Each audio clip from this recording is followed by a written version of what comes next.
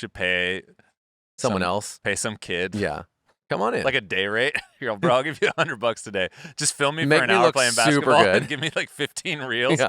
Just make me look way tight. Make me shine, please. Thank you. Make me shine. But it felt good, Felt good to get a couple of things in. I got work to do. That's pretty fun. Strengthen this lower half more, Oh, nice, dude.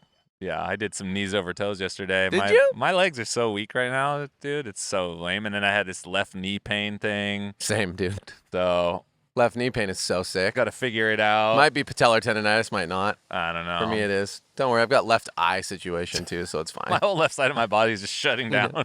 I've got to wait till December 11th to see if I get my eye back, but it's whatever, dude. I don't even need two, apparently. Just one will do. After Thanksgiving, dude. Still see. Happy? Give thanks that you're not completely blind. Give thanks. Is it permanent? TBD. Wait till December 11th. We'll see. Yeah. What are we doing, dude? I mean, this is a surprise. I know. Yeah, a lot of things that we're doing. I mean, I feel really happy with the way you, Charles, and I were getting together to try to paint some of the picture for 2024 and doing some structural changes and just kind of figuring out, getting some brain space on what could be. Yeah. Like, what does perfect look like? What are bigger opportunities? And it's hard because it's so easy to not do those things. You know what I mean? It's so easy to ignore it when something's kind of working. Yeah. And when I say kind of working, it's like people show up, they enjoy the shop, the employees seem to enjoy working here. It's not the worst job you could ever have, but there's just so much that's not how we want it to be. Sure. And then from a business standpoint, it's never what it seems like it is, you know? You like from the outside looking in? Yeah, that's true for sure. I mean, I think, we're in good shape, but you look at the financials of a company that you would assume is X big, and you assume like, oh man, these guys are probably raking in cake. Yeah, they're and killing it. Everything's freaking dialed. And it's just, there's so much that goes so many places. Yeah, kind of endless with that stuff, huh? Yeah. Yeah, I get you there. So I was stoked to get into it. We've been doing good work. To be willing to let go of what is to be able to create what could be. Yeah, I like that too. That feels good. And the feeling of being able to pursue a future and create a good foundation again, like a good base level that was good work. I'm excited to keep going and do it. We pushed so hard for a long time and then we delivered, and then we have this tiny little break with the holidays. And we get back to it, and I'm like, I want to keep having these conversations. I like that momentum. I hate the holidays, dude. I mean, I like them, but it feels like there's this month and a half stretch where nothing happens. Yeah, you kind of have to put everything on hold, even though so inconsistent. Then I guess that's what's tough is we've delivered this. Hey, here's where we're going, and then it's like, now hang out for a minute while we get through what's going to happen, which is it is really busy in our cafes, and there's a ton of people here for the holidays in our little crisp, perfect weather city here. Vacation full town? of surf. Yeah, exactly. Vacation. Christmas town. What are you thinking about for next year in terms of you personally? Do you have some? I would like my both of my eyes to work. Yeah, that's my first. Individual That's my goals. first and major priority. I would like my patellar tendonitis to go away. This is all body related things. What's for next year though?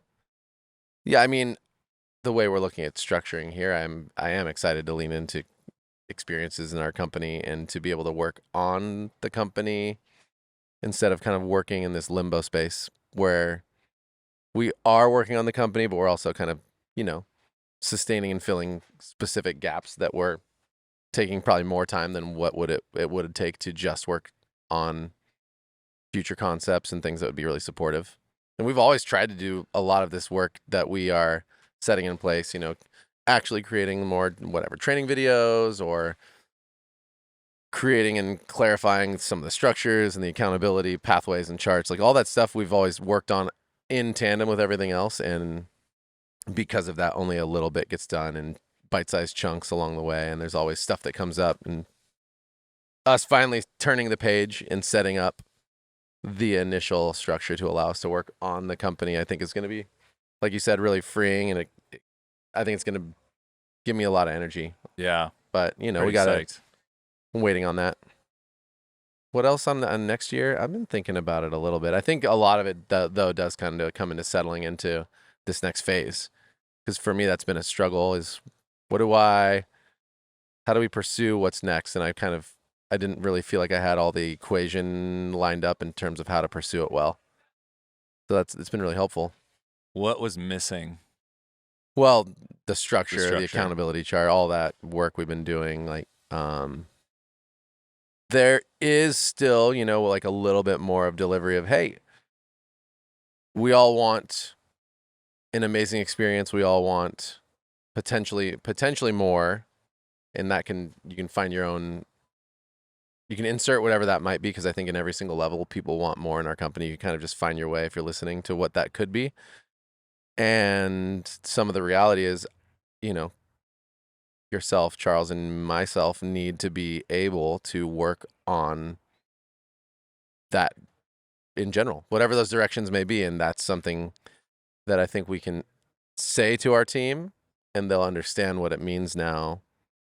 And it's also like an understood and fine expectation of, hey, we need you to handle this portion of our work and business and your job in order for us to put time in to hopefully preparing the way for whatever might be next and what's available to us. I had a really interesting conversation with Weiser on Friday, and he said something that was, I don't know, it just kind of got to me Yeah.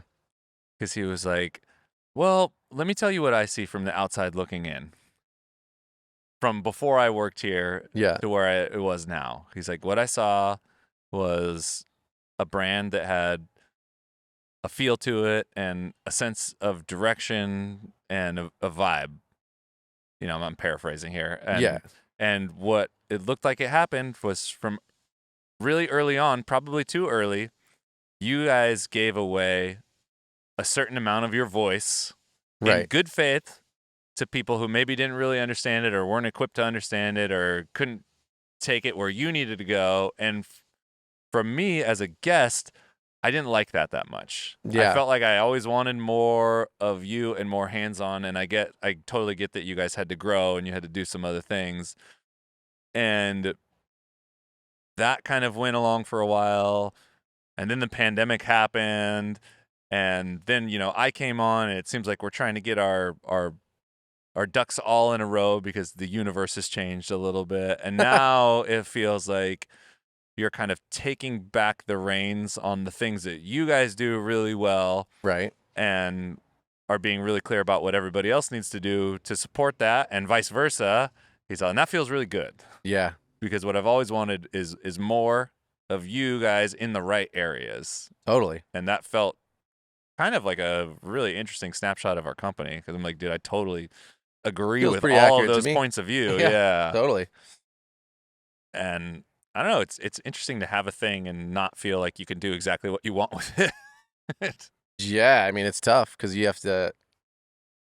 I was thinking about it as well, not in the exact same way, but the concept of like, people occasionally reach out to me from the outside and ask me very like specific questions about team members who I know but don't know super well, like, relatively young ones in our company, ones I've met who I feel like I've got a vibe on, but that's about it, right? I don't work side by side with them. And I will have this moment where I'm like, I wonder if they think it's weird that I don't have a beat like they might in their company on everybody. And then at the same time, I'm like, if you ever want to have a company that can scale in any capacity and have like a larger impact for the very most part, you need to be able to trust people and you need to be able to be very okay not knowing every single detail of what's going on in your company. And the reality actually is that if you have good expectations and clarity, there's no reason for anybody in your company to know every single thing that's going on. If leadership's dialed, if the values are dialed, if mission and value, whatever, the vision are dialed as well, you have your check-ins to know enough, but you don't need to know everything and you don't need to be keyed in. And that was really a cool moment. But I was thinking to myself, I wonder how many people in like the business size of close to ours and maybe a little smaller and a little bigger actually feel that way versus, like have the challenge that we do and did, whether we gave it up too early or not, which is we have to trust people to carry this on in some capacity.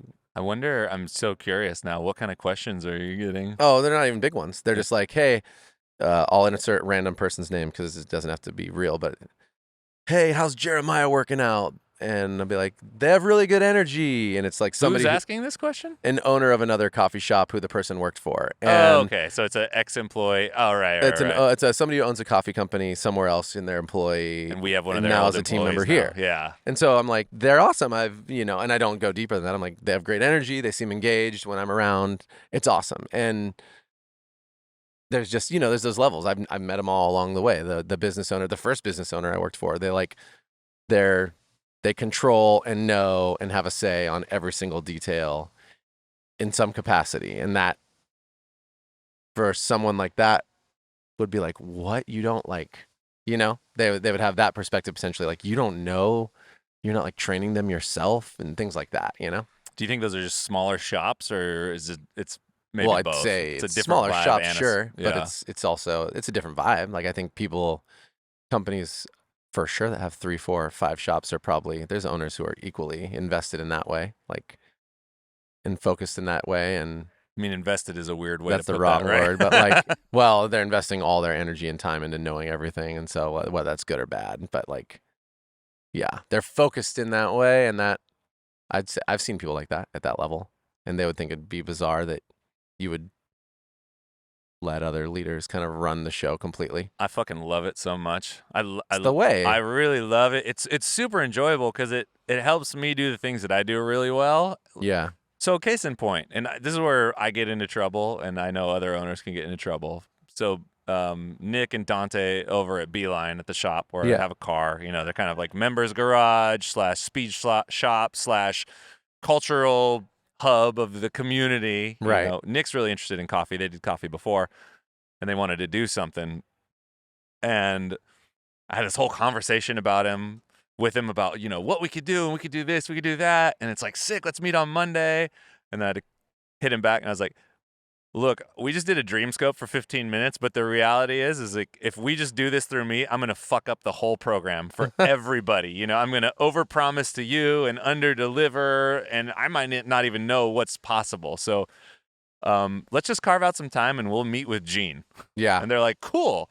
And they came to meet with Gene, and I was in the middle of a conversation with Weiser, I was talking to Leah, and we were just deep in it. Yeah. And we went an hour over.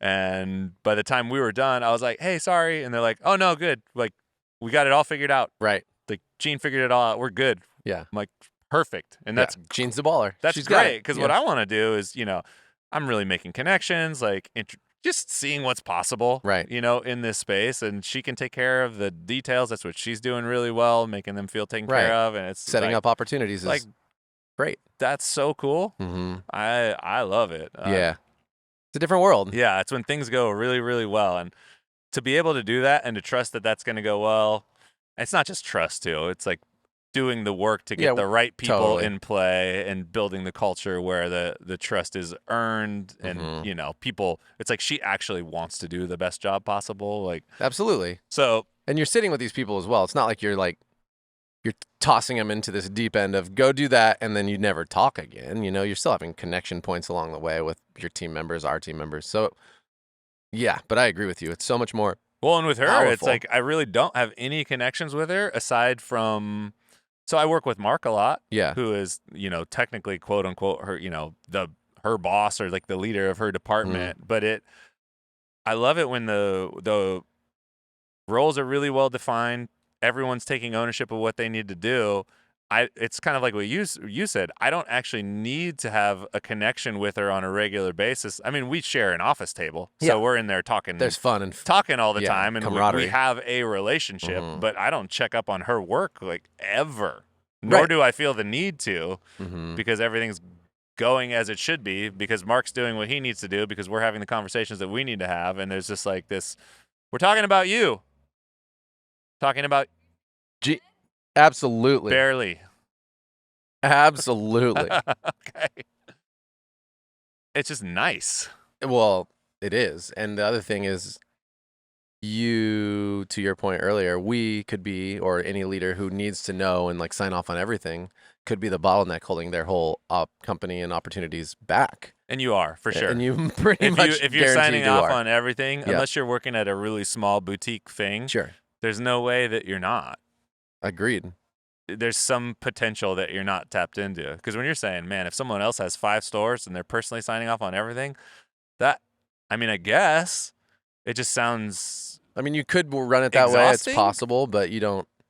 And right, there's a possibility to run your business however you want. Yeah. I mean, I'm not saying there's one that's better than the other. I just believe that you are going to empower and get a lot more inspiration and creativity out of your team members and your leaders if you can allow them to the space to work in their own framework without needing to check in with you about everything. And there's those decisions people talk about. They trunk decision. Yeah, the Phil, this dude, Big Phil, dude. big old Phil. He threw out this concept of like trunk decisions, and I liked it. He's all, there's this thing you can go out from the trunk and you can go, well, from the root to the leaf, and it's like leaf decisions. You don't have to need to include anybody. Pretty much, you can make them yourself. Branch decisions, like you maybe just let a leader know what you're doing, but you're just gonna do it, and the leader goes, cool. Then you get closer to the trunk, and then it's like, okay, yeah, the leader's going to need to sign off for it on it. You're going to need to like run it by a plan, then actually like ask, and the leader's going to give you some feedback. And then there's like the root decisions. It's like, we're going to stop everything. This could actually affect like everything that we do. Yeah. And we're going to have a big conversation about this stuff. And we're going to make sure that we're, working on a plan, and we're going to integrate well. And, from the outside in, I like that concept. And for the very most part, almost every decision is going to be either branch or leaf. And so that's good, Yeah. And if we can recognize that and realize that we could probably like let a little stress go, let the people try some things. If it doesn't work out how you expected or how they expected, that there's probably not a huge deal. They can fix it. Somebody else can and step in. And then everybody's kind of learning and driving, and that feels good. Well, and the thing about that is it's almost like everybody has their own tree, because a frontline barista type person has their leaf type decision is different than Mark Gessler's, director of wholesale, director of coffee leaf decision. So everyone's in this garden together, but we're not all part of that same tree necessarily. And, and it's like giving autonomy where it has been earned and where it makes sense is something that I used to struggle with a lot, and from talking to other business owners, a lot of people struggle with it too, because people are generally you've got this trusting person. They want to have someone level up. They want to believe in this person, and it's really easy to overextend those decision-making abilities when they're not really earned. Sure. And that's where you kind of get into some shenanigans too, with like maybe it's a newer employee who doesn't fully understand the culture. Right. We've seen this a million times in coffee when we used to work, on the floor. It's like you're working at a shop, and then a new barista comes in from X shop, and they do everything different at X shop, and his vibe immediately is, oh, you know what? You need to.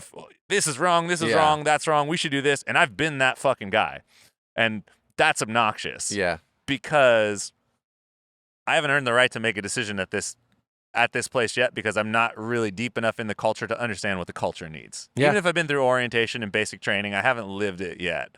So you don't want to overextend in that area too. Well, right. And then there's the antithesis, which is where you and I, you were saying earlier that kind of Weiser was speaking to in his observation, which is we got to this place fairly quickly where we were like, these people totally get it and they can run it. And we can help, but they've totally got this part. And, we experienced that there was a bit of a miss there in terms of calibration and clarity. And that there's two things that can happen there as well. These people, if you give them full autonomy, they're like, well, am I doing a good job? Are we going in the right direction? And you're like, you got it. And that can also be challenging. But for both parties, you're not really building trust. You're not, whether it's in the relationship, but even in they're not building trust in their work and its quality. They're just kind of doing the best based on what they'd seen in the past. And right, that can, and we went quickly in that capacity because we did. Well, I think for me, there's some reasons for that. Right. I mean, one of the things, and I was talking about this again with Weiser and I were on this like 3-hour bender on Friday. It was a really good conversation. But when he said that, one of the things we were talking about was what happened when we were kind of at the tail end at Verve and they were making a big growth. Yeah. And I said, one of the things that was a little bit annoying at the time was to see all these new people coming in, getting pretty kicked out to do things that I would have liked the opportunity to do. Yeah. And I remember a conversation that I had with Colby when we were at dinner. I remember it really clearly. We were at Oswald at the bar, Like you do. burgers and cocktails. And I was like, when we go to LA, I want to be a part of it. I want to help set everything up. I can do it. Like, I can make things happen. That's, that's just kind of, that's the kind of guy I am. And at the time, Jenny was really open. My wife, she was like, I'll go live in LA for a couple of years. I don't think I want to live there forever, but if you have the opportunity to set something up down there and we need to be there for a couple of years, that's fine. Get it rocking. 'Cause she worked for the company too. So she's like, I can do my job from anywhere. It doesn't matter. And it was a bit interesting to see people come in from the outside getting hired to do these bigger jobs, making more money. Looking at it now, I actually get it. Like, I totally get it. I still don't think that the people that got brought in were the right people. Right. But I do understand why they felt the need to bring someone else in because you're really looking at, you're looking at track record too. Sure. And I still felt like I could have done an okay job. But looking at our experiences early on where we have people who are really enthusiastic, but just honestly don't have a ton of experience or a ton of, like you said, it's like they're basing it off what they think the best might be. And that's really like a small fraction of what you might be able to envision. Right. And there's a big gap between what we're envisioning and what they're envisioning. And I think there's probably a big gap between what, Colby and Ryan were envisioning and what we were really thinking that we could do. And so I don't fault them for that at all. But I think when we got started, a lot of our empathy is based on that, like wanting to give the people a shot. Yeah, for sure. Seeing a little bit of our past selves in those people. It's like, I want to give them the shot because sometimes I felt like I had it. Sometimes I feel like I didn't get the big one. So I want to give someone else the big one. But when you give someone the big shot and they're not ready, you're not really doing them a service at all. You're setting them up to fail. Yeah, you're giving them a lot of stress. It's just not going to go super well. And then everybody's going to be bummed for a while. For sure. And so when I'm looking back with empathy, I'm like, yeah, cool. Like, I see how that could happen. I totally fucking get it. Yeah, I see how that could happen. No hate at all, dude. I totally dig it. And it's hard to have that perspective until you have something that you're responsible for like this. It's like, it's almost impossible to have that perspective as an employee. Like, it's almost impossible. I think you can have a certain amount of empathy, but there's just some stuff that's like really hard to like put into perspective, I think. It's even hard to explain, right? Because there's certain things in the world you can't explain until you've lived a little bit of time or you've gone through it. And there's just like, you could give people like having like a dude and having a baby, and it's like, it's the most wild thing. Like, a baby comes out, and then there's this thing that happens to you like immediately, and everybody's like, yeah, dude, I get it, it's totally cool, but you can't until it happens to you. And I think there's a lot of things in the world like that. You're totally right. You can't. We had all of this belief in ourselves and a belief that we knew what was happening and how we could have affected an outcome somewhere, and we were probably 50% right, maybe more, maybe less, but like, totally agree. How do you know, and how do they know? And they're making a pretty huge bet on their future. So huge. You go like, well, what bet. experience does so and so and all these people have in any of the stuff we're attempting? None. Well, these people all do. Like, totally. And they so they at least will have insight and probably save us time. Energy, potentially. And the thing is like, I can hold both things together. because Absolutely. I maintain that I totally understand that decision, see why they did it, and it might have been the right decision to not put all of their chips in our hands. Sure.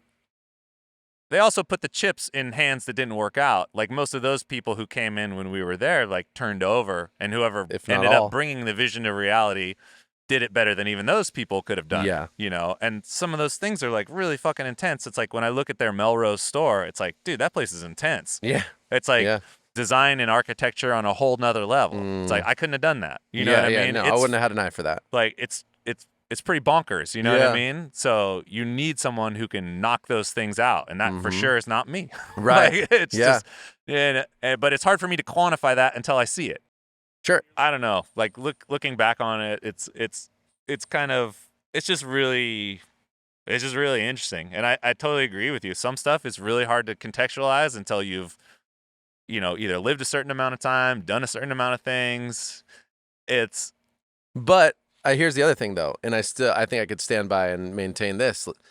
Part of the reason that we're so passionate about mission and values, right, is because also of the lack of clarity. So I also kind of believe, maybe not batting 1,000% on this one, but if there was an actual clear picture of what wanted to look like, right, what areas it was going to be, et cetera, I actually think we probably could have done a pretty good job. And I would imagine that's something that wasn't really clear at the time anyway. And so part of it was bringing in some people who could deliver on creating, more of that. My impression is they were discovering as they went along. Exactly. You know so what like, I mean? you know what I'm saying? Like in that capacity, which I think, and it really helped us kind of bloom into something that I believe is really magical, which is our mission and values is that if we could paint really clearly, and that's, I think, what I'm excited about this next year is that is more of our job. Let's paint some really clear pictures of some of the things we want to achieve and let some of these people kind of, right, rise to the occasion and go get it, which I believe is a little bit what both of us were asking for. But again, like everybody's learning, hindsight 2020, we can see these things at the time. The other portion of the equation is, I mean, we left around 2014. So this stuff is happening in this range between, 2012 and 2014. Almost 10 years ago. Which puts the business at about 5 to 7 years old it at was the 7 time. years old. So right about we where we're are about at that point. Yeah. So think about yourself as a leader or myself as a leader, and it's while there's some things I feel like I know really well and can do really well. Yeah. It's like, dude, these people are just figuring it out too. Oh, absolutely. It's like you've owned a company for 5 to 7 years. Obviously, there's some process that needs to happen. Obviously, you're